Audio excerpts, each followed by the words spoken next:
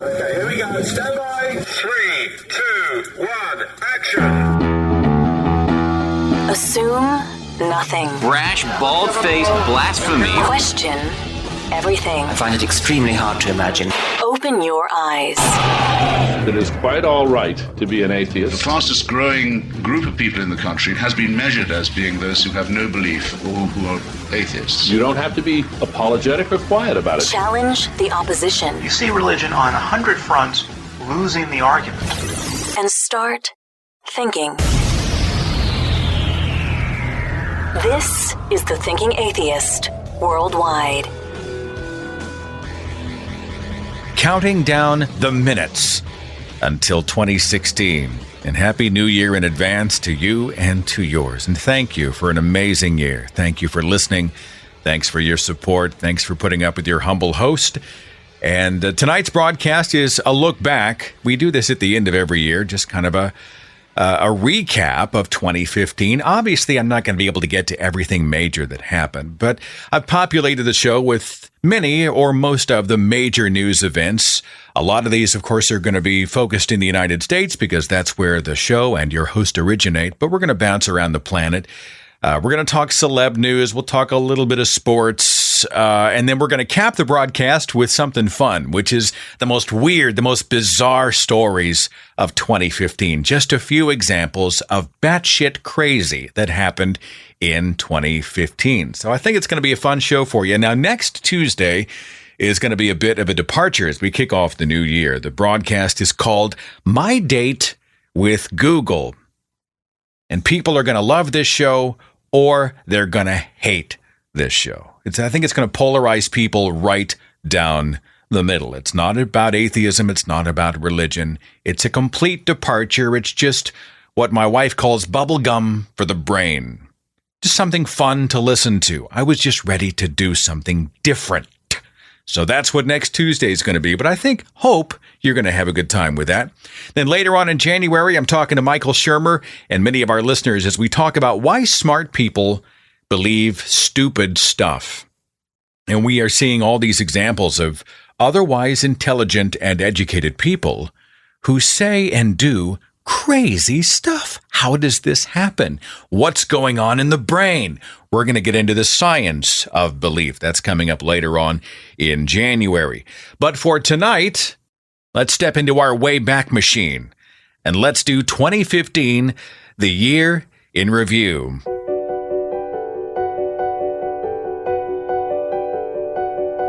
January 7th, 2015. Two Islamist gunmen forced their way into the Paris headquarters of the satirical magazine Charlie Hebdo and executed 12 people. Several others wounded during the attack as the gunmen shouted, "God is great, and the prophet is avenged." The vengeance, apparently motivated by Charlie Hebdo's long history of posting satirical illustrations of the Prophet Muhammad, which is forbidden.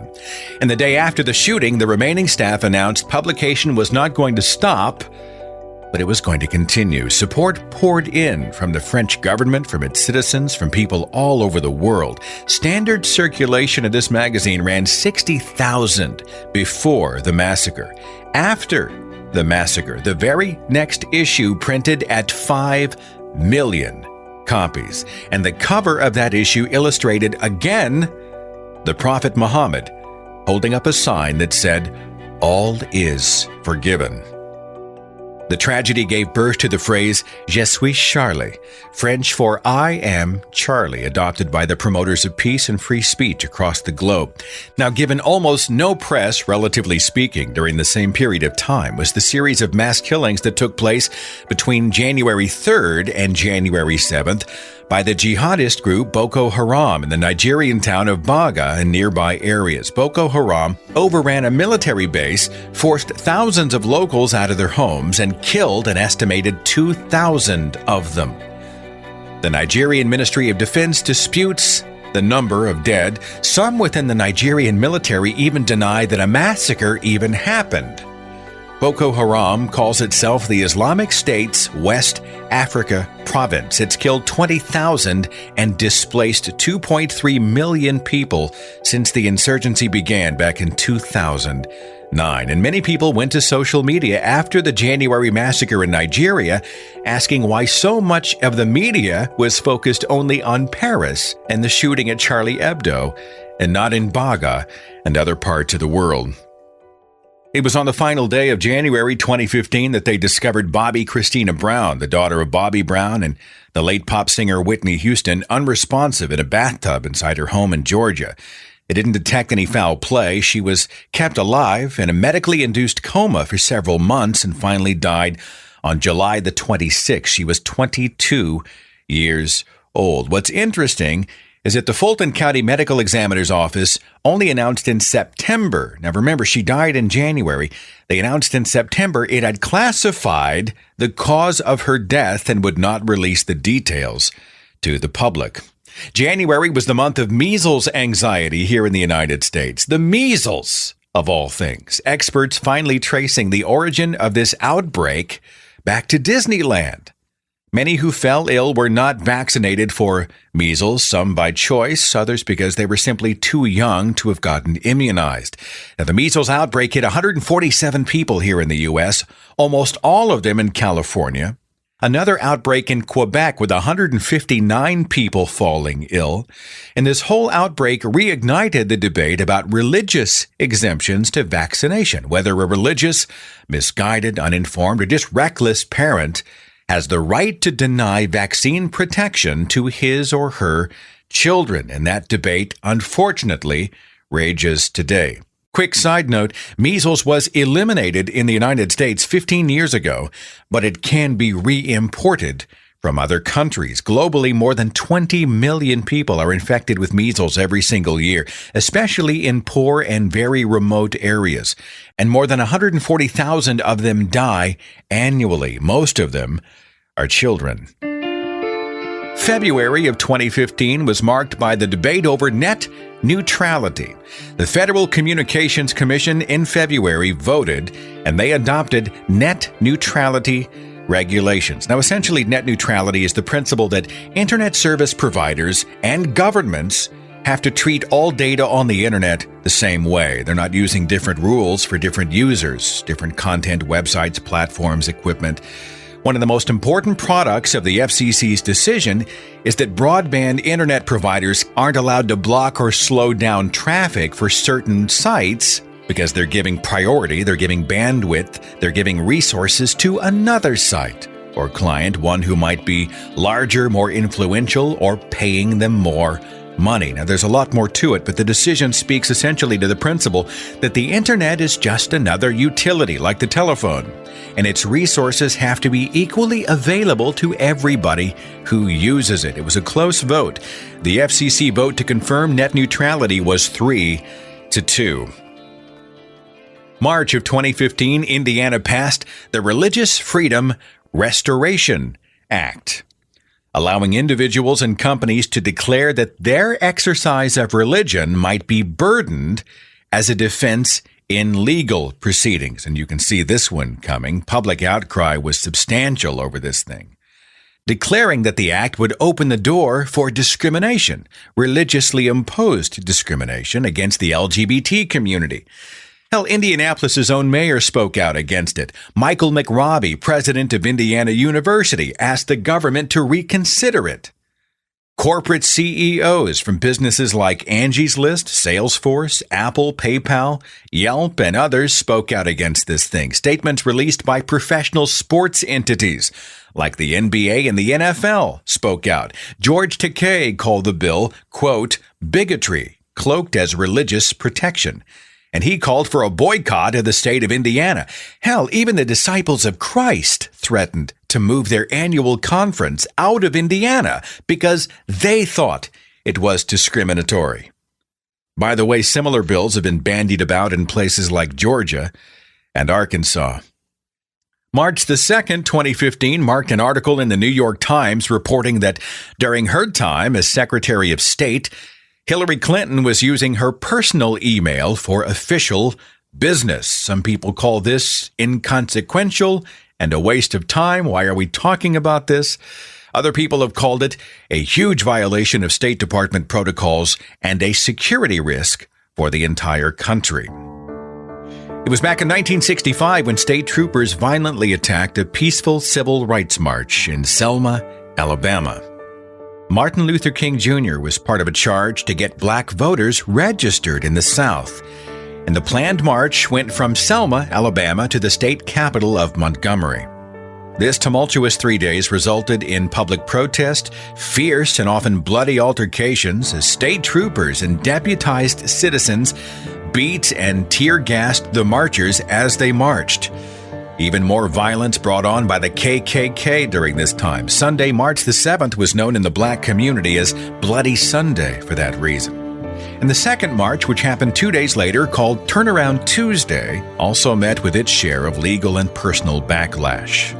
Now, those marches in Selma and the violence that surrounded them had a powerful effect on the national conversation about race, civil rights, and equality. And it was in March of 2015, 50 years later, that President Barack Obama and his family were part of a recreation of the Voting Rights March of 1965. Obama crediting those who marched so long ago with paving the way for his own presidency. March the 24th, Germanwings Flight 9525 takes off from Barcelona. It's en route to Germany. Well into the flight, the pilot, Captain Patrick Sodenheimer, leaves the cockpit because he has to use the bathroom. While he's outside of the cockpit, the co-pilot, First Officer Andreas Lubitz, locks him out and then stops responding to air traffic control as he himself takes control of the airplane. As the captain attempted to break back into the cockpit, and to the horror of the passengers, whose screams can be heard on the cockpit voice recording, Lubitz puts the plane into a hard descent and deliberately crashes it at 430 miles per hour into the mountains below. They never found a suicide note, but it was determined Lubitz, the co-pilot, had been taking prescriptions for a, quote, psychosomatic illness. Web searches on his computer included information on the security protocols of cockpit doors, he was obviously researching that, and ways to commit suicide. It was discovered Lubitz had previously been treated for suicidal tendencies, but privacy policies prevented this information from being revealed to his employer. The crash killed 144 passengers, 6 crew members, 150 total, the first crash in the 18-year history of Germanwings. In response to the tragedy, several countries which didn't already have the policy in place now require 2 authorized personnel to be present in the cockpit of a large passenger aircraft at all times. In April of this year, it seemed like everybody was talking about Bruce Jenner, once hailed as the greatest athlete in the world, and a reality television star of late. He revealed to ABC's Diane Sawyer in April that, quote, for all intents and purposes, I'm a woman. Jenner spoke about the struggles of being transgender. He used male pronouns in that particular interview, but of course now self-identifies as Caitlyn Jenner, a name that she revealed in June of 2015. Now, some call the Bruce Caitlyn story important, a necessary part of the conversation about human sexuality. Others have called it nothing more than a publicity stunt. She was photographed by famed photographer Annie Leibovitz for Vanity Fair and did an in-depth interview for the magazine. Glamour named her one of the 25 glamour women of this year. And just this month, Jenner was listed on Time magazine's 8-person shortlist as a candidate for Person of the Year. April the 8th, 2015. Boston Marathon co-bomber Dzhokhar Tsarnaev was found guilty on 30 counts, 4 for murder, other counts for using a weapon of mass destruction resulting in death. In May, a jury recommended a sentence of death by lethal injection on 6 of 17 capital counts. He was formally given a death sentence in June by federal district court judge George O'Toole. Tsarnaev made a statement in the courtroom admitting he was guilty and then apologizing for what he did. The alleged motivation for the Boston Marathon bombing was that he and his brother were angry about U.S. wars in Afghanistan and Iraq and the killing of Muslims in those countries.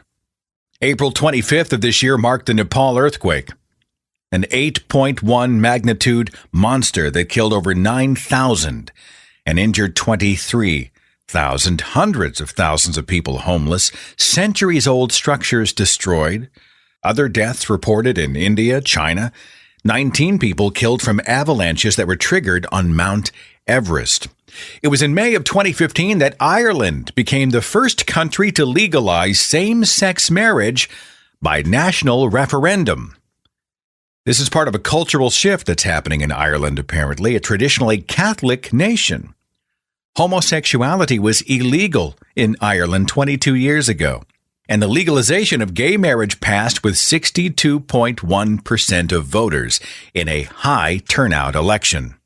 In the United States, only a month later, our Supreme Court ruled that the Constitution guarantees a nationwide right to same-sex marriage. Celebrations and marriage ceremonies commenced across the country, except, of course, throughout fundamentalist churches and the most conservative ranks of the Republican Party.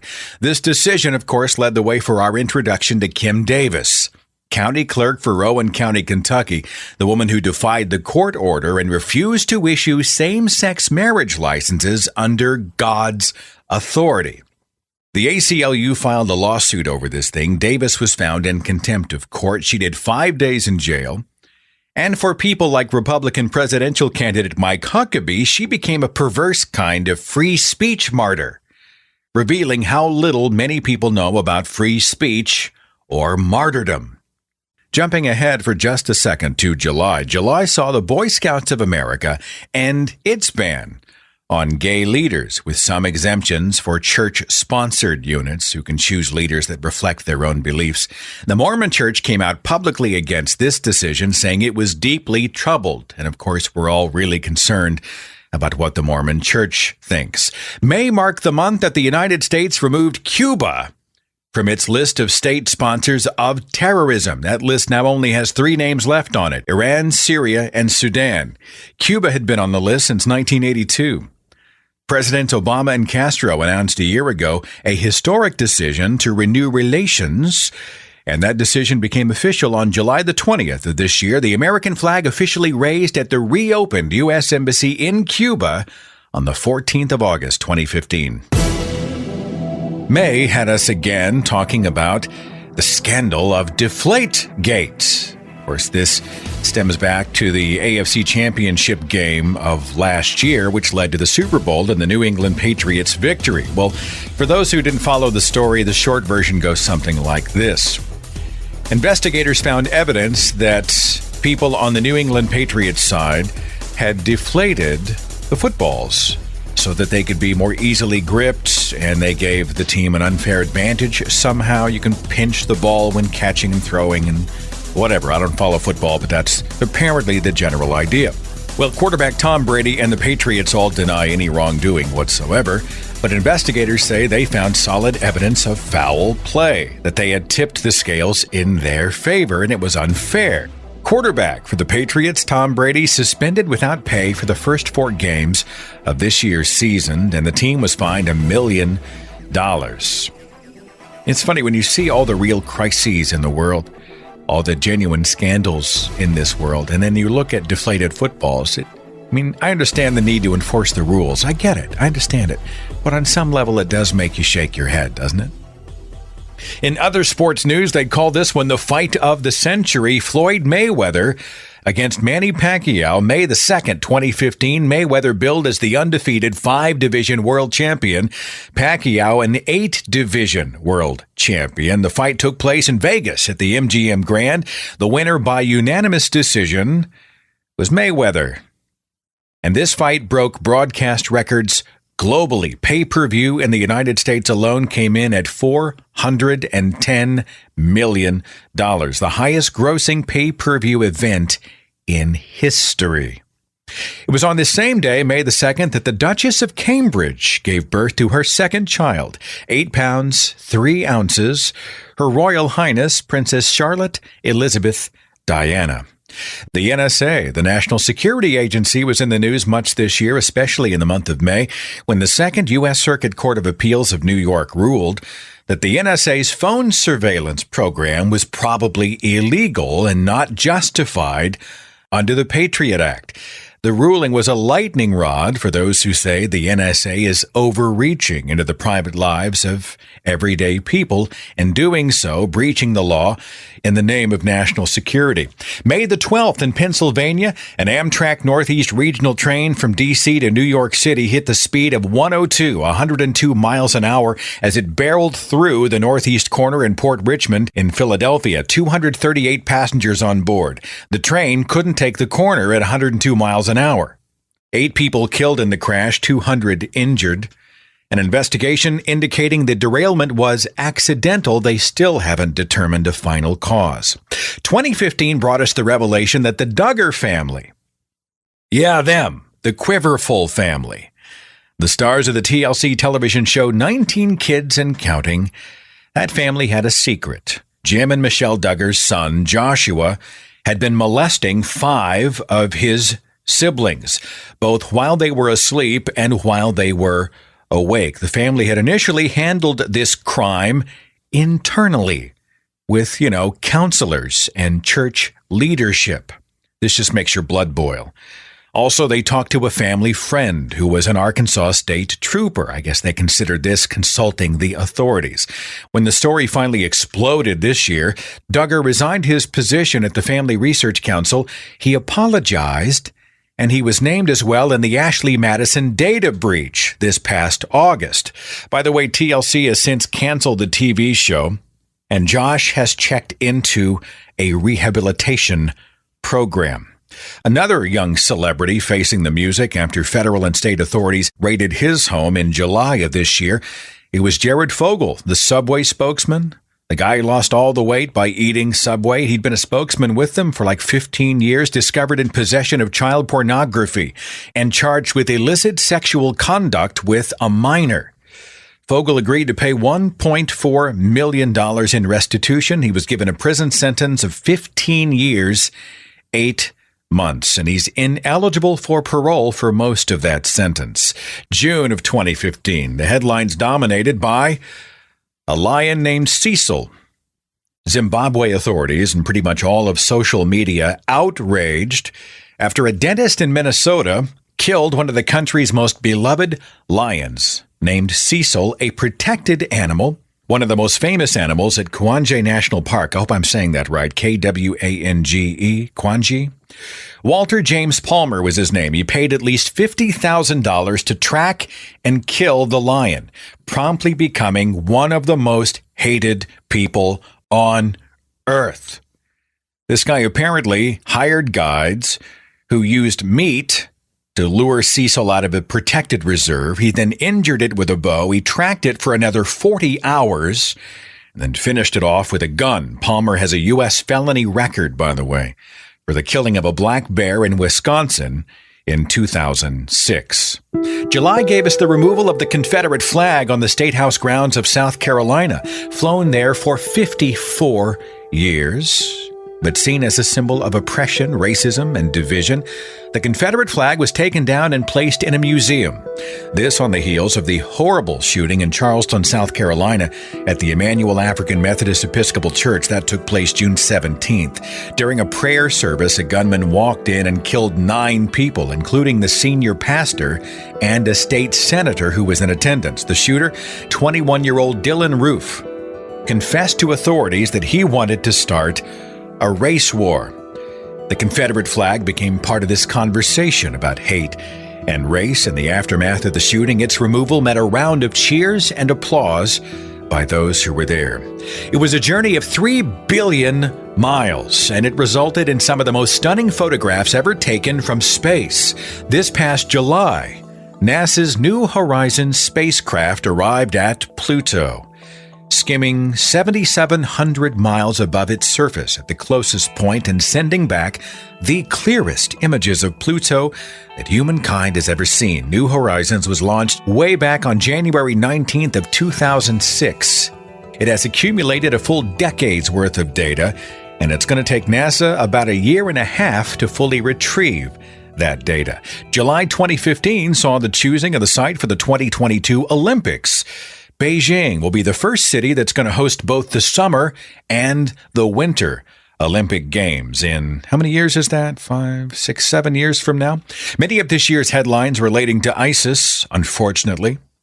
It was in July the Islamic extremist group destroyed with explosives a nearly 2,000-year-old temple in the historic ruins of Palmyra, Syria. They hacked apart the famous Lion of Alat, this limestone statue that dates back to the 1st century BC. They just hacked it apart. Former President Jimmy Carter made an announcement in August that he had cancer, stage 4 metastatic melanoma, that had spread to his brain. 90 years old when he made the announcement.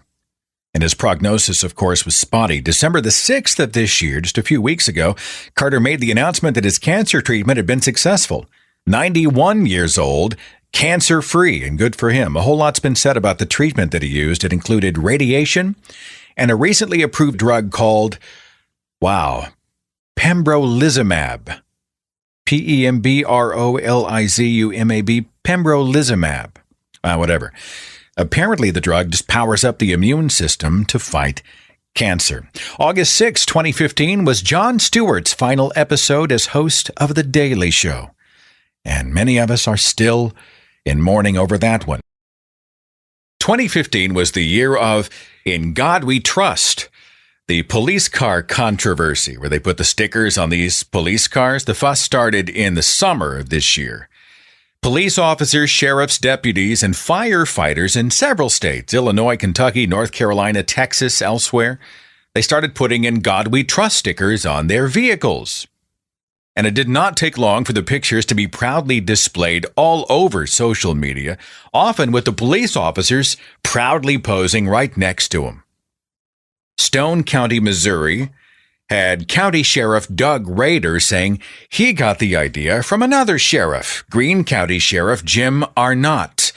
Hope I'm saying that right, Arnott. Rader said this: "There's been no better time than now to proudly display our national motto." And his Facebook post about this went viral, millions of views online. In the Florida Panhandle, Bay County Sheriff Frank McKeithen said that 30 agencies in the area were posting In God We Trust stickers on their vehicles. He himself printed 200 of these things. He did an interview with the Washington Post. He said this, quote, "I'm not hiding from the fact that it's religious, and I'm not trying to make excuses for the fact that it is religious. Morals and ethics, that's kind of what law enforcement's supposed to be about." He said at his agency, "We still pray. We pray before we go to a horrible situation where we think someone could get hurt or killed." Now, you and I are thinking the same thing. He just declared essentially that morality requires his religion. He then tied government to religion. He then said they pray before they go to a crime scene where somebody else's prayers for protection and safety obviously did not work. And then these officers pray for their own protection while at the same time wearing bulletproof Kevlar and carrying a shit ton of loaded weapons. But McKeithen was not done. He said this: "You don't have to be a Christian to trust in God, because you think all the people in this world, that bad things happen to them, and at the last moment they say, 'Oh God, please help me.'"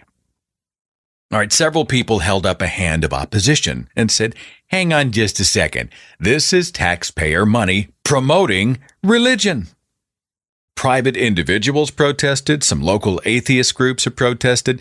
The Freedom from Religion Foundation got involved and sent letters to 60 different police departments asking that the signs and stickers be removed.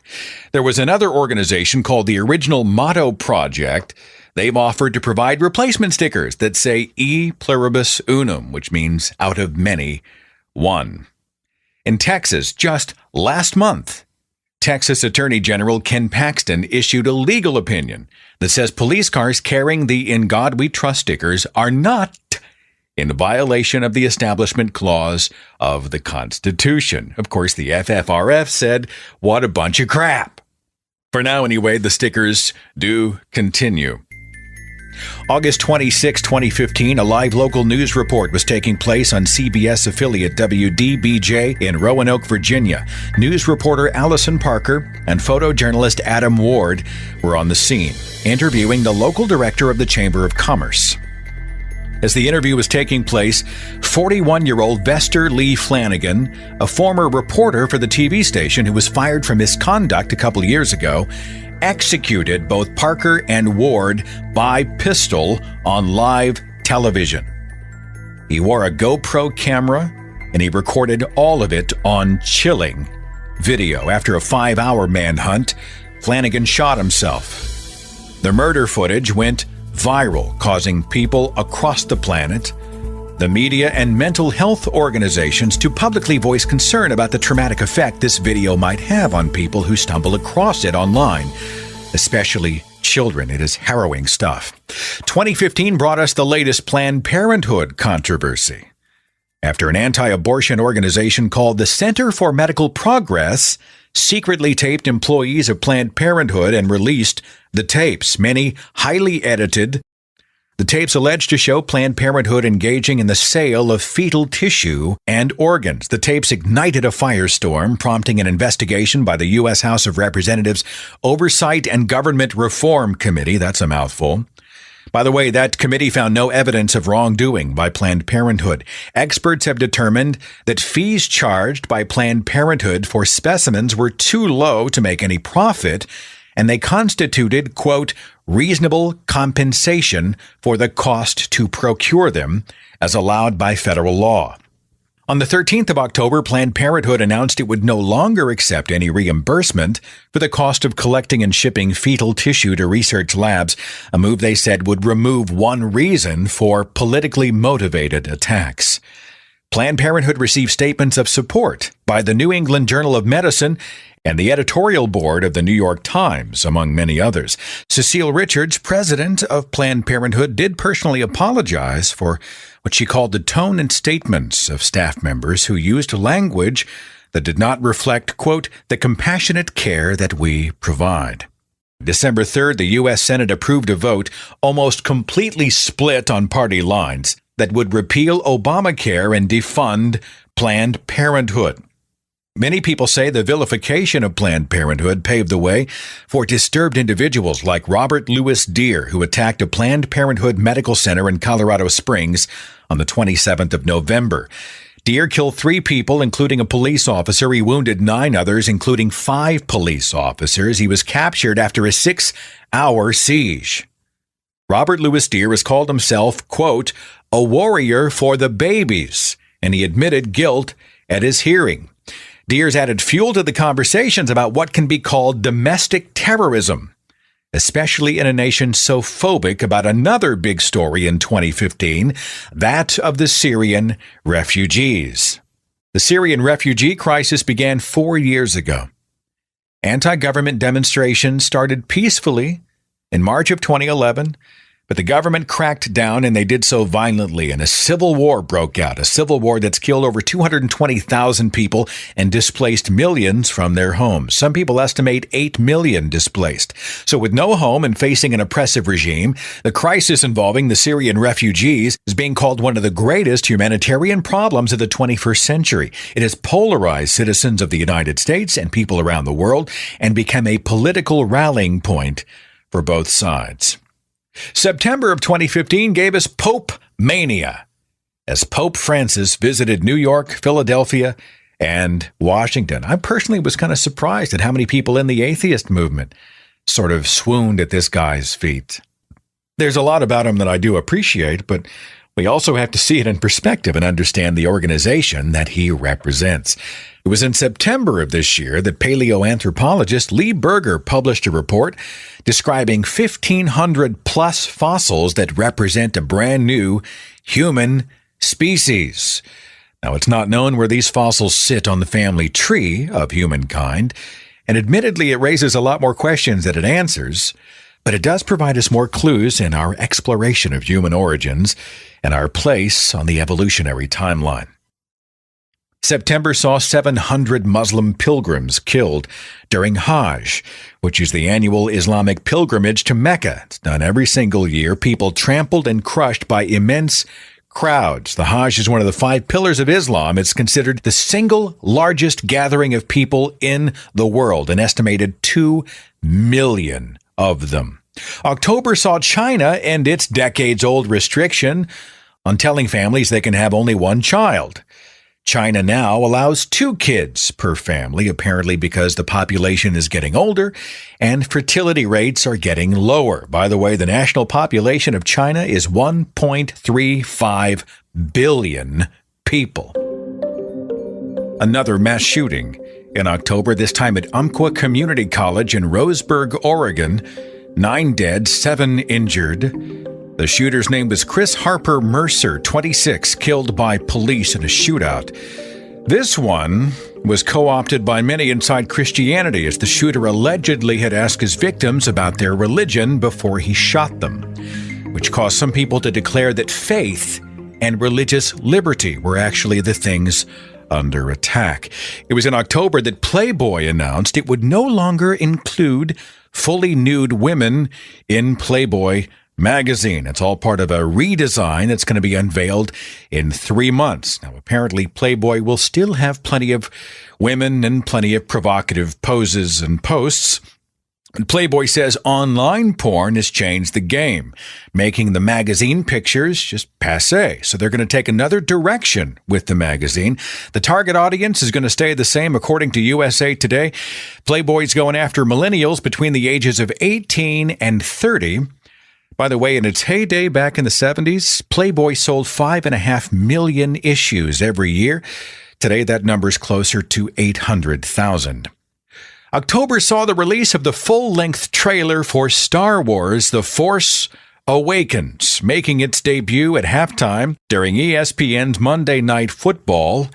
The trailer and the film did not disappoint. 2015 was the year of Hurricane Patricia, tropical cyclone that formed in the eastern Pacific, quickly producing the most powerful hurricane winds ever recorded, with maximum sustained winds reaching an unprecedented 200 miles an hour. November brought more tragedy to Paris. Terrorists with guns and bombs attacking sites throughout the French capital. A coordinated attack at 6 different locations. Mass shootings, suicide bombings, 130 people killed, 368 injured. 7 of the attackers dead, with authorities continuing even now to search for accomplices. The deadliest attack on France since the Second World War. ISIS claimed responsibility for the whole thing, but some people have called this a DIY attack, with local terrorists acting on their own, and ISIS is simply assuming credit for an attack that it didn't actually plan. Much of this is still in dispute. In the wake of Charlie Hebdo, of course, Paris has spent much of the past year in mourning. November brought us the Starbucks non-controversy controversy. Started after self-proclaimed pastor and rescuer of humanity Joshua Feuerstein declared that the plain red Starbucks coffee cup was a declaration that Starbucks hates Jesus. Somehow he ended up on CNN talking about all this stuff. Starbucks, no doubt, is saying, thanks, Josh, for all of the free publicity. The presidential campaign dominated a whole lot of the news this year. Facebook just ranked it the most talked about topic on social media, at least on Facebook.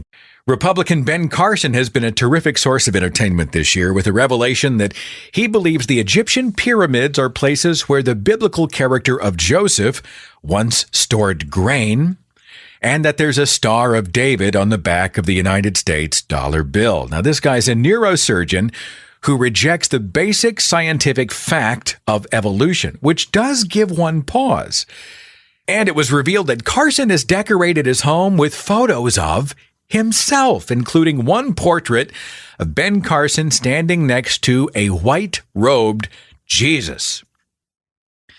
Hillary Clinton, to some people, seems destined to win the Democratic nomination for the 2016 presidential ticket. Bernie Sanders, to some, seems destined to win the Democratic nomination. Sanders has been an interesting guy to watch and an interesting story to watch. He's tapped into a huge number of people, especially millennials, apparently, leading to an October 27th article on that very subject written in the Washington Post. The caption was, "Are voters feeling the burn?" B-E-R-N. Donald Trump remains hugely popular, the guy who ignored the Constitution of the very country that he seeks to lead by calling for, quote, a complete and total shutdown of Muslims entering the United States. until our country's representatives can figure out what's going on. And this is the same guy who once dissed Arizona Senator John McCain, the guy who was captured during the Vietnam War and spent 6 years in a POW camp. This guy could have skated. He could have dropped a few names and been gone, but he refused to leave his fellow POWs behind. And now he's being dissed by Donald Trump, who says he's not a war hero because, quote, I like people who weren't captured. This is the same Trump who said in a Rolling Stone interview that another candidate, Carly Fiorina, about her face, would anyone vote for that? The same Trump that tosses out the word rapist when speaking of Mexican immigrants. It's the same Trump who said about his own daughter that she has a very nice figure, and if she wasn't his daughter, he would probably date her. It's the same Trump who thinks he could just essentially show up in a room with Russian President Vladimir Putin, and they would just get along famously. If nothing else, I have to admit, it has been entertaining. 2015's Grammy winners included Beck's Morning Phase for Album of the Year and Best Rock Album, Sam Smith, Best Pop Vocal Album for him, Song of the Year, Best New Artist Record of the Year. He was also featured in the recently released James Bond movie Spectre with the theme song for that movie. John Legend's All of Me won Best Pop Solo Performance, Miranda Lambert's Platinum, Best Country, Eminem for Best Rap Album, Frozen for Best Movie Soundtrack, and the Best Music Video went to Pharrell Williams for Happy. At the Oscars this year, somebody please explain to me how Birdman could win Best Picture.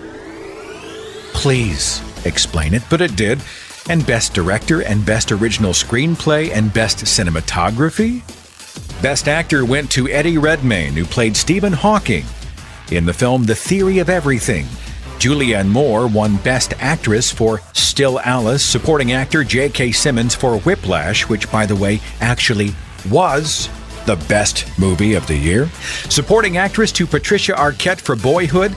Best visual effects went to Interstellar, the film by Christopher Nolan. In 2015, we lost a lot of familiar and famous faces. Scott Weiland's death. Recently in the headlines, the former Stone Temple Pilots and Velvet Revolver frontman was found dead December 3rd. He was only 48. Director Wes Craven passed away this year, perhaps most famous for being the brains behind Nightmare on Elm Street. A huge phenomenon. Died the 30th of August, brain cancer. Gunnar Hansen passed away in November. On the 7th of November, pancreatic cancer. Now, you may not know Gunnar Hansen's face, but you may know the face he wore. He was the original Leatherface in the 1974 horror movie classic The Texas Chainsaw Massacre. He was 68. Alex Rocco, he played Mo Green in The Godfather. He died in July 79. Al Molinaro, if you watched Happy Days, he played Chef Al, Al's. He was 96 years old. Yvonne Craig played Batgirl in the classic television series back in the 1960s. She died in August. Classic film actress Maureen O'Hara died October 24th. James Horner, film composer, probably arguably most famous, for the soundtrack to Titanic. He died in a plane crash in Southern California on June the 23rd. Blues legend B.B. King died this year. He passed away May the 14th in Las Vegas, Nevada. He was 89. Soul singer Percy Sledge was 73. New York Yankee Hall of Famer Yogi Berra died at his home. He passed away in September at the age of 90. Donna Douglas died this year. If you watch the Beverly Hillbillies, she was Ellie Mae Clampett. She died on the very first day of this year. She was 81. Best-selling author Jackie Collins died. She succumbed to breast cancer in September of this year. Nigel Terry died at the age of 69. If you watched John Borman's film Excalibur, Nigel Terry played King Arthur. James Best, who was Roscoe P. Coltrane in the television series The Dukes of Hazzard, he died at 88. Dean Jones, a classic Disney actor from The Love Bug and That Darn Cat, he passed away. 60 Minutes correspondent Bob Simon died in a car wreck at 73. Christopher Lee died this year. Starred in a host of films, Dracula, Star Wars, Lord of the Rings. He was 93. Former NFL Hall of Famer and husband of Kathy Lee, Frank Gifford, died this year. He died on the 9th of August at 84. Omar Sharif, classic film actor, died at 83. Rowdy Roddy Piper of the WWE Wrestling Federation. He was 61. He died in July. Dick Van Patten, who played the father of 8 in the classic television series 8 is Enough, passed away this year. He was 86. Former New York Governor Mario Cuomo died at 82. And of course, Leonard Nimoy died this year. He died of chronic obstructive pulmonary disease. He was 83 years old. Let's talk about technology. In 2015, virtual reality made its way back to the headlines this year. VR technology is apparently really coming along, bringing with it the idea of sort of checking out of this reality, which becomes more and more tempting when you read the news, checking out of this life and entering another life altogether. And Google is working on a development that's going to make it cheap for anyone to use.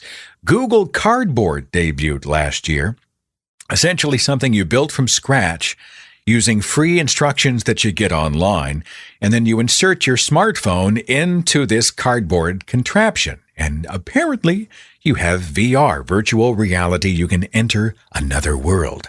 Toshiba debuted a robot this year designed to look and speak just like a human being, and it's creepy. Polaroid debuted the Social-Matic Instant Print Camera. The Polaroid is back. They've mixed digital and print. You can find that online. The Apple Watch was announced for an April 2016 release, a special watch, 18-karat yellow or rose gold case, sapphire crystal, tons of luxury features, and definitely a luxury price tag at $20,000. Mercedes-Benz unveiled the F-15 Luxury in Motion, a conceptual self-driving car that looks right out of Minority Report. LG revealed its brand new smartphone, the LG G Flex 2. It is curved, supposedly designed ergonomically to fit comfortably in your hand. The 4K television finally started to become reasonably priced. They were insane when they first came out. Sony just unveiled a 4K TV that's really, really, really slim. At its thinnest point, this sucker is 4.9 millimeters. Expect this thing on the market first quarter of next year, and they are not the only ones on the cutting edge. Samsung has the SUHD television. It's got a curved screen, and it can display over 1 billion colors. Back to Sony real fast. Sony brought back the Walkman this year. The NW-ZX2, a high-resolution audio player, supposedly marking the comeback of the standalone audio player and recorder. But are people going to pay over $900 for this thing? That's the question. 2015 brought us the debut of an exciting concept in 3D printing. Of course, 3D printing is really exploding, but this is different. It's not printing with plastic. It's printing with food. Food printing. Ingredients are apparently fed through the printer, and it creates three-dimensional confections right in front of your eyes. How about the smartphone toothbrush, which was revealed in 2015? It's called the Vigilant Rainbow. Connects to your smartphone. It keeps records of when you brush your teeth, for how long, I guess techniques involved. You can even play interactive toothbrushing games while you clean your teeth. Quadcopters really took off, if you'll pardon the expression, in 2015. One popular version is the DJI Inspire 1 quadcopter. It has a 4K camera, can be used for film production. That's just under $3,000. Price tag's really coming down on those. How about a Bluetooth padlock? Those were unveiled this year. You can unlock a padlock not by having to remember the combination, which is always a pain in the ass. You can unlock it with your smartphone via Bluetooth. 2015 brought us the hoverboard scooter, those self-balancing Segway-looking things without the handle, just a board and wheels on the ends. Very cool. Prices can hit $1,700 at the top end. Casper Mattress released something called the Bed in a Box. It's a mattress of mixed foam, vacuum-packed in a cardboard box, and they just sell it directly to people online. It's actually a pretty cool idea. Nike released this year a shoe that you can tie with one hand. The Fly Ease 8 has a one-handed fastening mechanism that works like opening and closing a door. This year, the Ocean Cleanup Project proposed a 62-mile-long floating boom that would use the natural currents of the ocean to trap the plastic trash that litters the ocean. Trials are going to start next year. If successful, they're going to do a full cleanup operation starting in 2020. The estimated cost is $15 million. And honestly, that does not seem unreasonable when you realize that the pile of trash they're going after is bigger than the state of Texas in the Pacific Ocean. Would you like an electric car? This year, Tesla unveiled the Tesla Model X, which will become available in 2016, the world's first luxury electric SUV. One charge will get you about 250 miles, 0 to 60 in 3.2 seconds. It handles like a sports car, and it'll run you a cool $130,000. Before I get to the weird news that caps the broadcast today, I got to mention this recent story with Steve Harvey, that snafu at the Miss Universe competition. Now, I will admit I joined the voices of a lot of other people who wonder if all of this is just a brilliant publicity stunt. I mean, when's the last time you heard people talking in everyday conversation about Miss Universe? Nobody cares, right? But even if it was an honest mistake, and that's hugely possible, it's still better PR than you could buy. Now, if you didn't catch what happened at Miss Universe, essentially the contest comes down to the first runner-up and the winner to be announced, right? The two finalists are on stage together, and host Steve Harvey mistakenly names the runner-up as Miss Universe. And then in front of a live audience and a television audience, he has to essentially say, oops, remove the crown from Miss Colombia and give it to Miss Philippines right there. And the internet has just roasted Steve Harvey, roasted the guy with memes everywhere.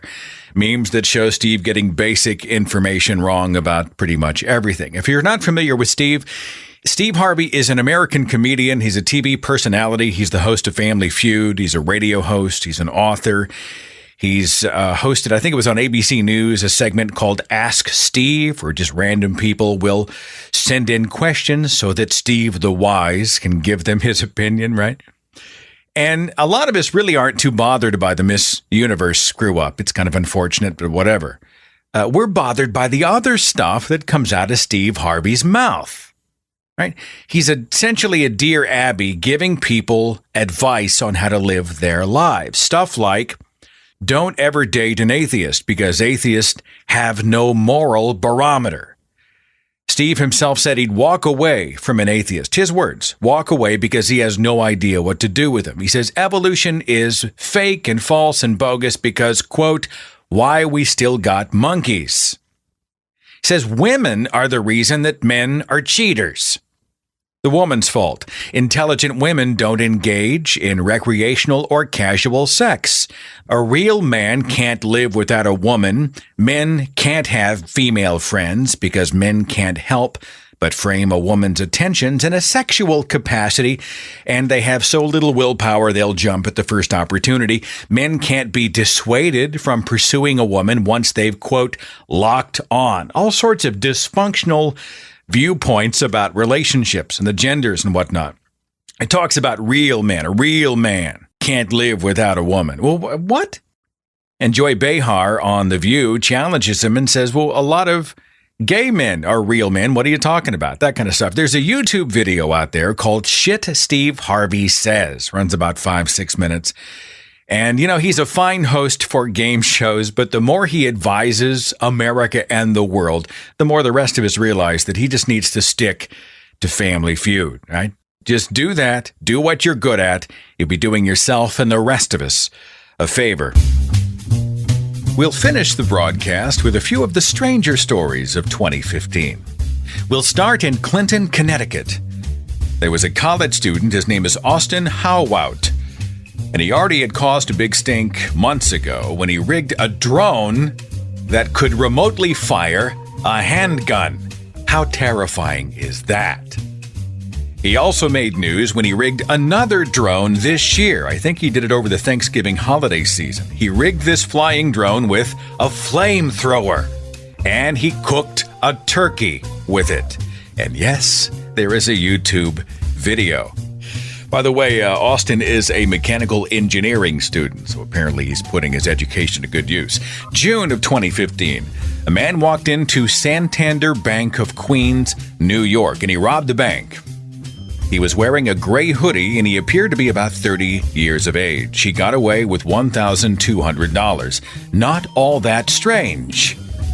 Until you find out that the robber who stole the money and made a clean getaway was in a wheelchair. Japanese runner Hidekichi Miyazaki broke his personal best sprint record. He's a runner. Broke his personal record in 2015, 100 meters in 42.22 seconds. If that doesn't sound all that impressive, perhaps this will. Miyazaki is 105 years old. He did 100 meters in 42 seconds. July saw a bizarre sight in Portland, Oregon. Residents drove down city streets to find hundreds of sex toys hanging from power lines. Apparently, some prankster had a whole bunch of rubber dildos to spare, so he rigged them and he threw them up, and people woke up to see these things hanging all over the place. Of course, cell phone cameras came out everywhere. This past September, a 47-year-old woman was living in Hernando County, Florida. She had a nasty surprise for the cops, who came to arrest her at her home for a probation violation. Her name is Nicole Sakima. She booby-trapped her house for the cops, and she used more than 3,700 swords, knives, and bladed weapons. Just a house of horrors. And she lives in a mobile home. The cops were not injured. She was arrested. We lost Tillman in 2015. You know Tillman? The famous skateboarding bulldog. He's been all over television and YouTube. In 2009, he set a Guinness World Record for the fastest skateboarding canine. He died October the 29th. Tillman was 10 years old, and he will be missed. Here's a dog story that's got a happy ending. April 10th of 2015, Ranger, an 80-pound Great Dane Mastiff mix, was hiking with his owner in Oregon when the two got separated and the dog fell down a cliff, a 230-foot cliff, but survived. A volunteer rescue team discovered the dog was still alive, broken leg, a few scrapes, but a full recovery for Ranger. Bogota, Colombia, June the 19th of this year, a Honduran woman was caught at the airport smuggling 1.5 kilograms of liquid cocaine inside her breast implants. October also saw the rogue U.S. military blimp debacle. Remember this one? Big high-tech blimp designed to detect missile attacks came loose from its moorings, and it just floated randomly. In fact, it floated from Maryland to Pennsylvania before it finally crashed. The tether hanging from the blimp knocked out power to 30,000 people. By the way, the blimp is part of an Army program that's budgeted at $2.8 billion. And apparently the program still could use some tweaking. April of 2015, St. Patrick's Parish in Stevensville, Wisconsin. They ended a 4-decade tradition that served as its summer fundraiser. We all know about church fundraisers. They're common events, but you probably haven't heard of it like this. St. Patrick's Parish had people mud wrestling pigs to raise money.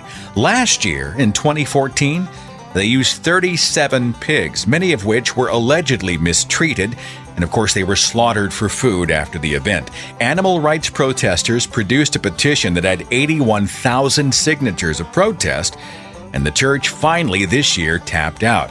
This year, the new fundraising tradition was foosball.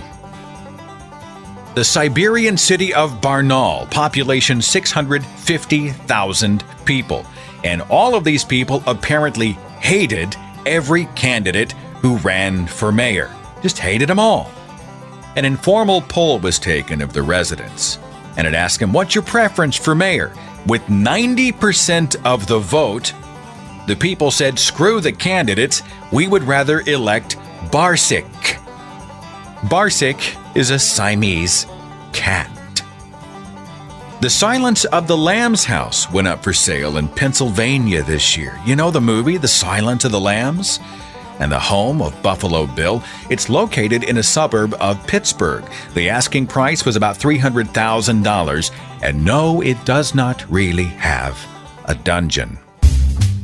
It was a good day if you were on the wait staff at Washington's Blue 44 restaurant in May of 2015. A regular customer, guy who comes in all the time, a guy who was not named in the news stories.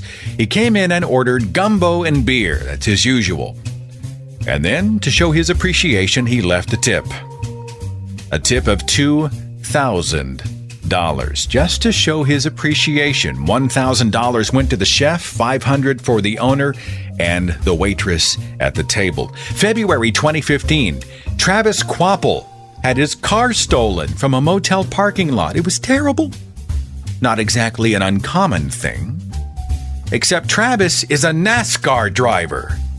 And the car and trailer were needed for the big NASCAR Sprint Cup at Atlanta Motor Speedway. This guy had to drop out of the race. The value of the stolen rig came in at $375,000. Somebody cried miracle this year at Salt Lake City's St. Francis Xavier Catholic Church when a communion wafer turned the water red in an ablution bowl. Turned the water red. Has to be a miracle. Scientists came in and investigated. It wasn't a miracle. It was bread mold.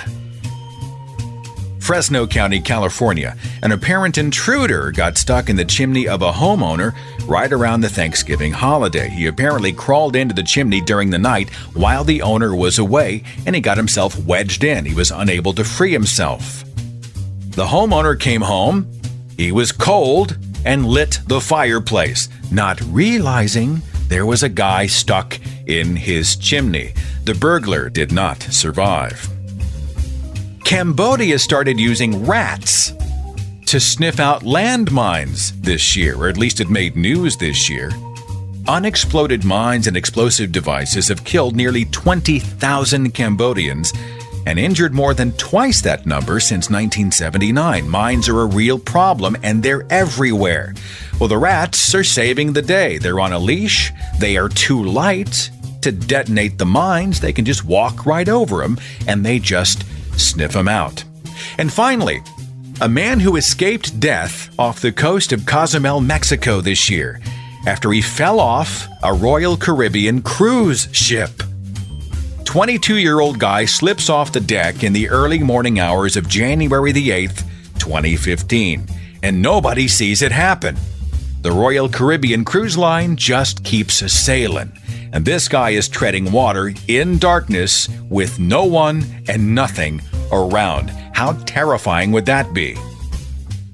But hours later, another cruise ship approaches. A Disney cruise ship, and he starts screaming, crying for help, and a passenger on the Disney Cruise Line heard him. The ship was stopped, they launched the lifeboats, the guy was retrieved and rescued, and officially became the luckiest man on the planet on that particular day. Disney, a magical cruise indeed. And that's 2015. A year in review. Happy New Year. Thank you so much for listening, and I will see you in just a few days as we kick off 2016 together. Take care of yourself, and thank you again for listening to the Thinking Atheist radio broadcast. I'll see you later. Follow The Thinking Atheist on Facebook and Twitter. Watch dozens of original videos on the Thinking Atheist YouTube channel. And visit our website for resources, links, contact information, the editor's blog, and more. thethinkingatheist.com.